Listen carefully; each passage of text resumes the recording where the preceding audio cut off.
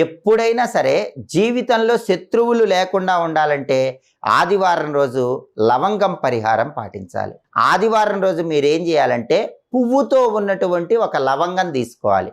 లవంగానికి ఖచ్చితంగా పువ్వు ఉండాలి. పువ్వు ఉన్నటువంటి లవంగం తీసుకొని మీకు ఎవరైతే శత్రువులు ఉన్నారో ఆ శత్రువుల పేర్లన్నీ మనసులో చెప్పుకుంటూ పువ్వుతో ఉన్న ఆ లవంగం చేతిలో పట్టుకొని ఉండాలి. చేతిలో పట్టుకొని పిడికిలు బిగించి మీకున్న శత్రువులందరి పేర్లు చెప్పుకోండి. అలా చెప్పుకొని ఈ శత్రువులందరూ కూడా మిత్రులుగా మారిపోవాలి, శత్రు బాధలు నశించిపోవాలి అనుకొని ఆ లవంగాన్ని తీసుకుని వెళ్ళి నిప్పుల్లో పడేయాలి.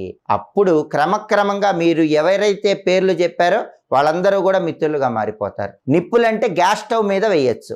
గ్యాస్ స్టవ్ వెలిగించి లవంగం చేతిలో పట్టుకొని శత్రువుల పేర్లన్నీ చెప్పుకొని ఆ లవంగం గ్యాస్ స్టవ్ మీద వేయచ్చు.